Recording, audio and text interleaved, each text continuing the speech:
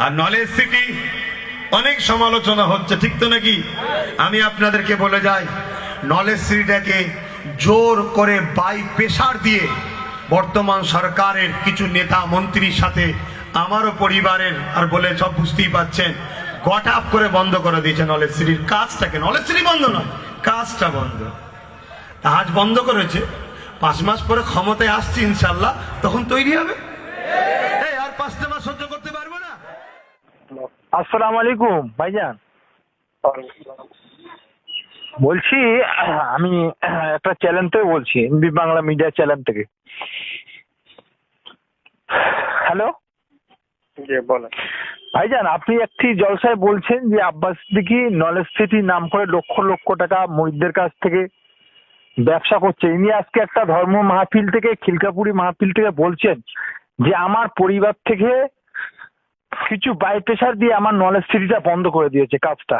এটা নিয়ে আপনি কি বলবেন?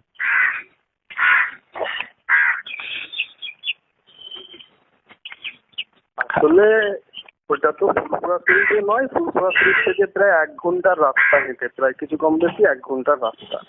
নলেজ সিটির কথাটা বলছেন? জায়গা যেখানে দিনের বেলাও কেউ মানুষ যায় না, আর কোনো হিন্দু মুসলমানও ওখানে বাস করে না। 10-12টা আদিবাসী ঘর আছে। হ্যাঁ, ওখানে কোনো মানুষ ফ্রি পয়সায় জায়গা দিলেও ওই জায়গা কেউ কিনবে না। 10,000-12,000 টাকা বিঘে। হ্যাঁ, 100 বিঘে হয়তো খুব বেশি হলো 10 লাখ টাকা দাম।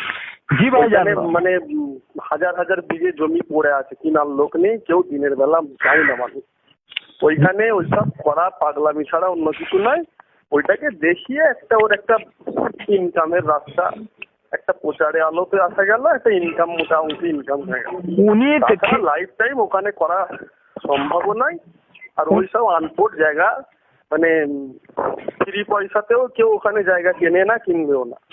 উনি জায়গা মানে আমার 2-4 কাঠা জায়গা বিক্রি করলে এরকম 100 কেন 200 বিঘে হয়ে যাবে।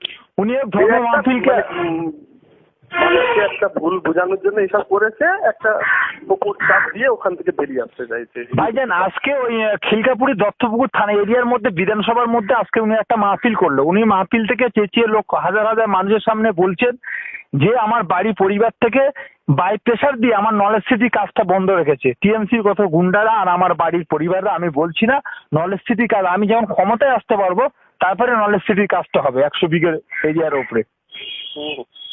100 বিঘে না 20 বিঘে, 20-22 বিঘে? ভাইজান বলছে তো 100 বিঘে। একটু দেখালে তো ভালো হয় মানুষের কাছে। 20-22 বিঘে না 100 বিঘে? যদি 20-22 বিঘের ওপরে হয় সেটা তো আলাদা জিনিস। তবে 20-22 বিঘের ওপরে নেই, 20-22 বিঘের মধ্যে ওই কাগজগুলো দেখাতে বলেন না মানুষকে যে কত বিঘে জমি আছে। তাছাড়া ওই রকম দেহাত, ওই রকম আনপোর্ট জায়গা যেখানে দিনের বেলা মানুষ যেতে ভয় খায়, রাতের বেলা তো দূরের কথা। ওখানকার যারা 10-12টা আদিবাসী ঘর আছে, ওরা দিনের বেলা 10-12টা মানুষ একসঙ্গে দেখে। জি ভাইয়া, ফ্যামিলির ওপরে, পার্টির ওপরে এইসব চাপ মানে চাপিয়ে দিয়ে ওখান থেকে ও বেরিয়ে আসতে চাই। জি ভাইজান, আজকে আপনি আরেকটা বলছেন যে ওখানে নলেজ সিটির ওপরে লক্ষ লক্ষ টাকা মুরিদদের কাছে নেওয়ার পরে একটা বাথরুম বন্ধ হয়নি।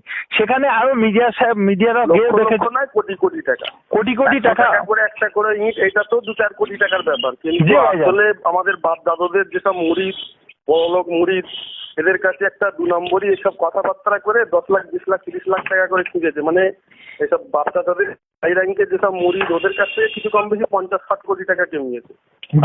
এইসব আম ভাবে 100 টাকা 100 ইট, একটা ইট একটু 2-4 কোটি টাকা হয়েছে। সব মিলিয়ে মনে কিছু কম বেশি 100 কোটি টাকা ইনকাম করে দিয়েছে। এটা আপনার এইটা কথা আজকে পরিপক্ষে দেখা গেল দত্তপুকুর তোমার খিলকাপুরি ধর্ম মাহফিলে।